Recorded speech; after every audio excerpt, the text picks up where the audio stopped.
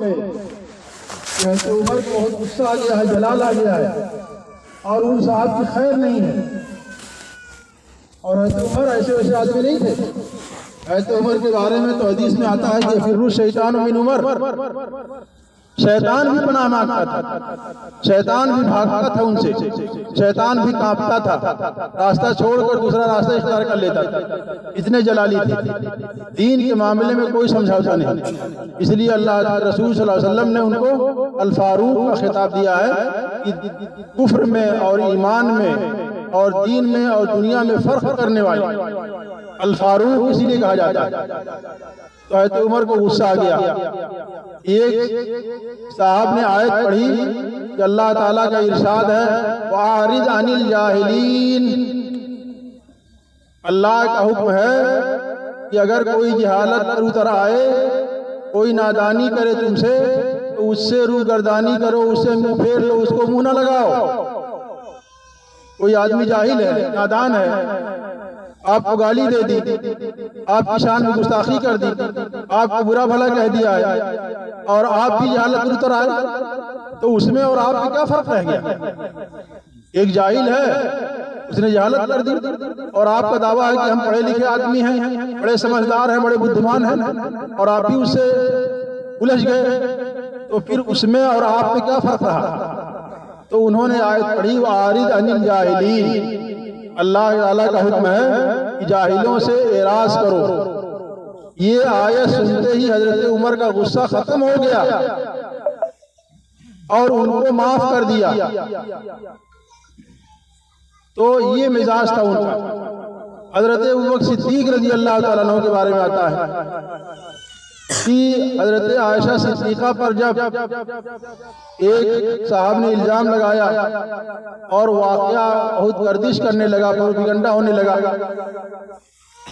تو اس میں حضرت ابوبکر صدیق کے ایک ایسے عزیز اور رشتہ دار بھی شریک ہو گئے، انوالو ہو گئے، جن پر حضرت ابوبکر صدیق مالی تعاون کرتے تھے، خرچ کرتے تھے، مالی تعاون کرتے تھے.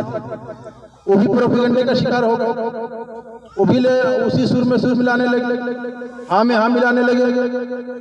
اس بات سے حضرت ابوبکر صدیق کو بڑا غصہ آیا اور انہوں نے قسم کھا لی کہ اب آئندہ میں اس کی مالی امداد روک دوں گا.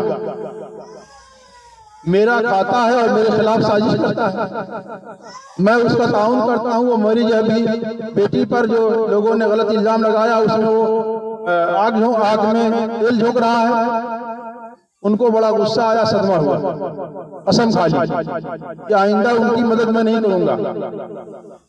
پھر کیا ہوا؟ اللہ تعالیٰ نے قرآن کریم میں آیت نازل فرمائی کہ جو اللہ تعالیٰ نے جن کو فضل سے نوازا ہے، جن کو مال و دولت سے نوازا ہے، جن کو وسعت دی ہے، ان کو ایسا نہیں کرنا چاہیے کہ وہ اپنی امداد کو روک دیں اور جن پر خرچ کرتے ہیں ان پر خرچ نہ کریں. یہ اللہ تعالیٰ کی طرف سے تنبیہ آئی، اللہ کی طرف سے حکم آیا.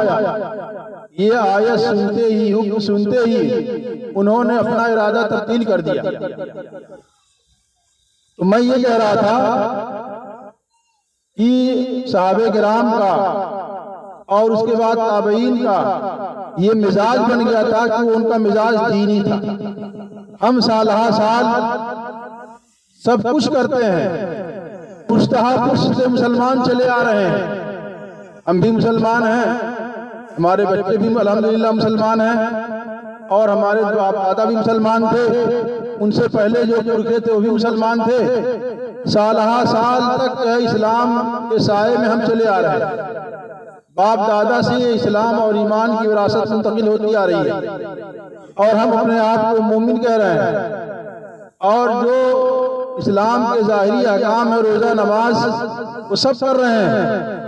اس کے باوجود ہمارے مردوں کا، ہماری عورتوں کا، ہمارے بچوں کا، ہمارے جوانوں کا مزاج دینی نہیں بن رہا ہے کہ وہ دین کی بات سنیں تو اس کو قبول کریں اور دین کا حکم سنیں تو اس کو مانیں.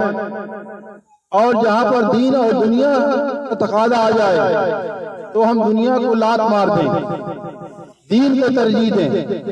ایسا مزاج نہیں ہو رہا ہے. اسی وجہ سے ہمارے مسلم سماج کے اندر، مسلم سوسائٹی میں ایسے ایسے واقعات ہو رہے ہیں جن سے ہماری بھی بدنامی ہوتی ہے، اسلام کی بدنامی ہوتی ہے، اور غلط راستہ، غلط شبیہ اور غلط شکل جاتی ہے دوسروں کے پاس۔ دوسرے لوگ یہ سوچتے ہیں کہ اگر اسلام اسی کا نام ہے جو مسلمان کر رہے ہیں، مسلمانوں کے جو اخلاق ہیں، مسلمانوں کے جو معاملات ہیں، مسلمانوں کا جو سلوک ہے، مسلمانوں کا جو کردار ہے، اگر اسلام اسی کا نام ہے تو ایسے اسلام کو ہم سلام کرتے ہیں۔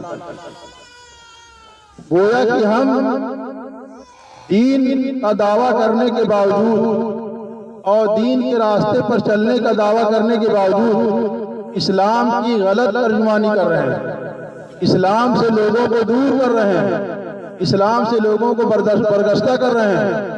صحابہ کرام کا حال یہ تھا کہ کسی بھی بستی میں جاتے تھے تو ان کو دیکھ کر لوگ متاثر ہو جاتے تھے، بات نہیں کرتے تھے، ان کے اخلاق کو، ان کے کردار کو، ان کے معاملات کو، ان کے سلوک کو دیکھ کر لوگ متاثر ہوتے تھے، اور دیکھتے ہی اسلام کا اچھا تصور اور اسلام کی اچھی تصویر ان کے ذہن میں آ جاتی تھی۔ لیکن آج حال یہ ہے کہ آدمی جب مسلمانوں کا نام سنتا ہے تو ان کے دین سے وہ پناہ مانگتا ہے، یا کہتا ہے کہ مسلمان جس دین کو ماننے والے ہیں وہ دین تو اچھا ہے لیکن مسلمان اچھے نہیں، مسلمانوں کے کرتوت اچھے نہیں ہیں، مسلمانوں کے سلوک اچھے نہیں ہیں۔ تو اس میں اسلام کی بدنمائی اور بھدگی کا ہم ذمہ دار ہیں، اور ہم اس کی غلط ترجمانی کر رہے ہیں۔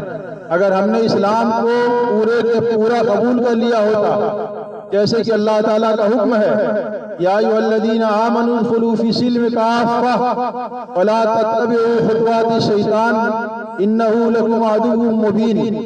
اے ایمان والو، اسلام میں 100% داخل ہو جاؤ، پورے کے پورے داخل ہو جاؤ۔